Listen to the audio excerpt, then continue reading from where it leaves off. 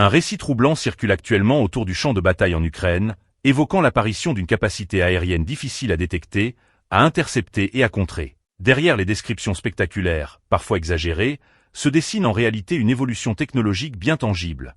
L'intégration avancée de l'autonomie, de l'intelligence artificielle et de la résilience électronique dans les systèmes de drones. Certaines sources russes, y compris des responsables locaux et des commentateurs militaires, ont récemment évoqué des engins qualifiés de manière sensationnaliste de « drones extraterrestres ». Cette terminologie, bien qu'expressive, reflète surtout un effet psychologique, celui d'un adversaire confronté à des systèmes qu'il comprend mal ou qu'il peine à neutraliser efficacement. Selon ces témoignages, ces drones présenteraient plusieurs caractéristiques clés. Une signature réduite les rendant difficiles à détecter, une capacité à opérer de manière autonome sans dépendance constante à un opérateur humain, et une résistance accrue aux mesures de guerre électronique. Si ces éléments sont confirmés, même partiellement, ils correspondent à une lutte déjà observée dans les conflits récents. Le passage de drones téléopérés à des systèmes semi-autonomes, capables de poursuivre une mission malgré le brouillage ou la perte de liaison. L'un des aspects les plus déterminants réside dans cette autonomie. Un drone capable de continuer sa trajectoire vers une cible grâce à des algorithmes embarqués, vision par ordinateur, reconnaissance de forme, navigation inertielle, devient beaucoup plus difficile à contrer. Les méthodes classiques, comme le brouillage du signal ou la neutralisation de l'opérateur, perdent alors en efficacité. Par ailleurs, l'amélioration de la portée et de l'endurance joue un rôle crucial. Des drones pouvant être déployés à grande distance, éventuellement via des relais de communication ou des plateformes intermédiaires, élargissent considérablement la profondeur du champ de bataille. Cela signifie que des zones autrefois considérées comme relativement sûres peuvent désormais être atteintes. Il est également probable que ces systèmes reposent sur une combinaison de technologies, plutôt que sur une innovation unique, révolutionnaire. Une meilleure conception aérodynamique, des matériaux réduisant la signature, des logiciels plus avancés, et une intégration plus étroite avec les réseaux de renseignement. Tous ces éléments, combinés, peuvent donner l'impression d'un saut technologique spectaculaire. Le cas souvent évoqué d'un drone capable de poursuivre sa mission malgré le brouillage illustre bien cette logique. En pratique, cela peut simplement signifier que le drone reçoit une dernière mise à jour de trajectoire, puis utilise ses capteurs internes pour atteindre la cible de manière autonome. Ce type de capacité, déjà en développement dans plusieurs pays, devient progressivement plus accessible à mesure que les technologies civiles, notamment en intelligence artificielle, évoluent. Cependant, il convient de rester prudent face aux affirmations les plus extrêmes. Les descriptions évoquant une invisibilité totale ou une invulnérabilité absolue relèvent probablement d'une exagération ou d'une perception amplifiée par le stress du combat. Aucun système n'est totalement indétectable ou impossible à contrer. Il s'agit plutôt d'un déplacement de l'équilibre entre détection et furtivité, entre attaque et défense. Ce qui semble néanmoins crédible, c'est l'impact opérationnel. Des drones plus autonomes et plus résistants peuvent perturber profondément la logistique, forcer une dispersion accrue des forces et réduire la capacité de réaction. Ils transforment chaque mouvement, chaque convoi, en risque potentiel, prolongeant la pression bien au-delà de la ligne de front. Ainsi, derrière le langage dramatique et les récits spectaculaires, se profile une réalité plus structurée.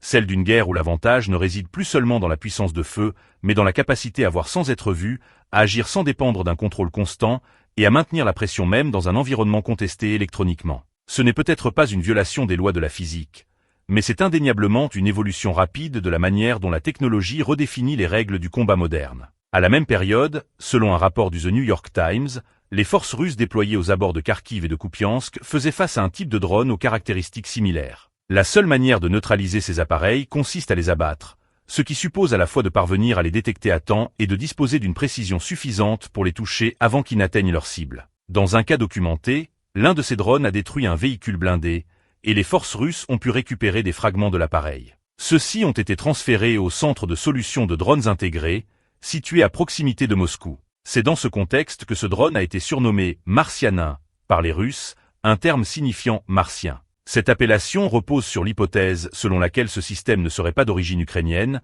mais lié au programme Ingenuity de la NASA, qui a permis le vol d'un hélicoptère autonome sur Mars. Selon cette interprétation, l'Ukraine utiliserait une technologie dérivée, voire directement issue, de ce programme, capable d'évoluer de manière silencieuse et d'être piloté par intelligence artificielle, comme le suggèrent certains rapports circulant dans les territoires occupés. Toutefois, ces affirmations relèvent davantage de la spéculation que d'éléments vérifiés. Si les capacités avancées de certains drones ukrainiens sont indéniables, notamment en matière d'autonomie, de discrétion et de résistance aux contre-mesures électroniques, rien ne permet d'établir un lien direct avec des technologies spatiales de la NASA. Des indices plus concrets émergent en revanche du secteur technologique ukrainien lui-même.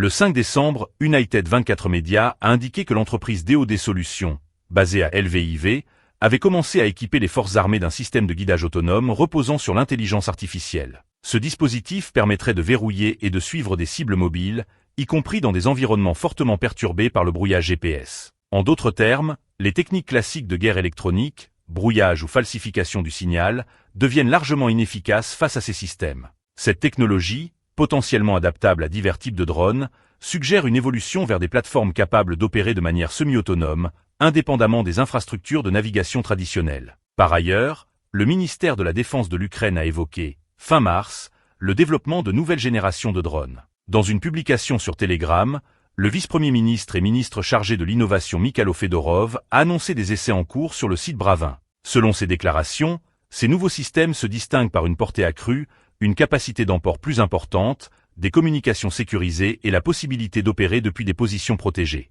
Fait notable, chaque module est testé dans des conditions de guerre électronique sur une distance de 20 km, avec capacité de frappe puis de retour à la base, un indicateur clair d'autonomie opérationnelle avancée. Un autre développement concerne l'intégration d'ailes sur des drones FPV. D'après un rapport de Militarny publié le 8 avril, cette innovation permet d'améliorer la portance aérodynamique, réduisant la consommation énergétique et augmentant ainsi la portée. Des observations similaires ont été rapportées par l'unité russe Rubicon, spécialisée dans les drones. Les prototypes identifiés sont équipés de charges de type PG-7, capables de neutraliser des véhicules blindés, des positions fortifiées ou des unités d'infanterie. Bien que ces rapports ne mentionnent pas explicitement l'intégration de systèmes d'intelligence artificielle, la convergence des indices suggère une évolution vers des drones combinant autonomie, portée accrue et résistance aux contre-mesures. Enfin, certaines déclarations évoquent une possible coopération internationale. Des sources russes affirment que des drones auraient été développés conjointement avec des partenaires européens, tels que l'Allemagne ou la France. Si ces affirmations restent difficiles à vérifier, elles s'inscrivent dans un contexte réel de coopération industrielle entre l'Ukraine et plusieurs pays européens dans le domaine de la défense. Quant à une implication directe de la NASA ou à l'utilisation de technologies issues de programmes spatiaux martiens, aucune preuve tangible ne vient étayer ces hypothèses. Elles relèvent davantage d'une interprétation amplifiée par la surprise et la difficulté à expliquer certaines performances observées sur le terrain. En définitive, ce qui apparaît clairement, ce n'est pas l'intervention de technologies extraterrestres, mais plutôt l'émergence rapide d'un écosystème d'innovation militaire dans lequel l'Ukraine combine adaptation, expérimentation et intégration technologique pour transformer en profondeur l'usage des drones sur le champ de bataille. Il est tout à fait plausible que des pays européens comme France et Allemagne, ainsi que d'autres partenaires non explicitement mentionnés, coopèrent, directement ou indirectement, pour soutenir l'Ukraine sur le plan technologique. Dans les conflits modernes, l'innovation ne naît presque jamais de manière isolée. Elle est souvent le fruit d'échanges, de transferts de savoir-faire et d'adaptations rapides aux réalités du terrain. Dans ce contexte, les progrès observés du côté ukrainien dans le domaine des drones ne sont probablement pas le résultat d'une seule percée soudaine, mais plutôt celui d'un écosystème d'innovation dynamique, alimenté par elle accumulée au combat, des apports extérieurs et une capacité d'adaptation exceptionnelle. La guerre en Ukraine agit ainsi comme un accélérateur technologique, où les cycles de développement sont compressés de manière inédite. Ce qui ressort de plus en plus clairement, en revanche, c'est le décalage entre le discours officiel du Kremlin et les signaux émanant de certaines sources russes elles-mêmes. Alors que Moscou met en avant une supériorité technologique et une dynamique favorable, plusieurs voix pro-guerre reconnaissent désormais des difficultés croissantes face aux capacités ukrainiennes, en particulier dans le domaine des drones. Des analyses issues d'organismes comme Institute for a Study of War indiquent que l'Ukraine aurait acquis un avantage notable dans les opérations aériennes de proximité, notamment grâce à ses capacités de détection, de suivi et de frappe par drone. Cet avantage ne repose pas uniquement sur la quantité, mais sur la qualité de l'intégration technologique, coordination, rapidité de décision et adaptation aux contre-mesures. Les chiffres avancés dans certains rapports médiatiques illustrent cette tendance, bien qu'ils doivent être interprétés avec prudence. Des médias comme Al Jazeera ont évoqué une proportion très élevée de pertes russes attribuées aux drones, suggérant une dépendance croissante à ces systèmes dans la conduite des opérations. Une telle évolution, si elle est confirmée, marquerait un basculement majeur dans la nature des combats. Cependant, il est important de nuancer certaines affirmations spectaculaires. Les descriptions de drones, défiant les lois de la physique, totalement invisibles ou impossibles à neutraliser, relèvent davantage d'une perception amplifiée que d'une réalité technique absolue. En pratique, ces systèmes sont probablement le résultat d'améliorations progressives. Meilleure résistance au brouillage, autonomie accrue, réduction de la signature sonore et radar, et intégration d'algorithmes d'intelligence artificielle. Ce qui change réellement, ce n'est pas l'existence d'une arme parfaite, mais la combinaison de plusieurs avancées qui, ensemble, rendent la détection et l'interception beaucoup plus complexes. Pour les forces adverses, cela peut donner l'impression d'une rupture technologique brutale, alors qu'il s'agit en réalité d'une évolution cumulative. En définitive, la situation actuelle illustre une transformation profonde de la guerre contemporaine. La supériorité ne se mesure plus en termes de puissance de feu ou de volume de force, mais dans la capacité à innover rapidement, à intégrer des technologies émergentes et à exploiter l'information en temps réel. Dans ce cadre, la coopération internationale, qu'elle soit visible ou discrète, peut jouer un rôle déterminant dans l'accélération de ces transformations.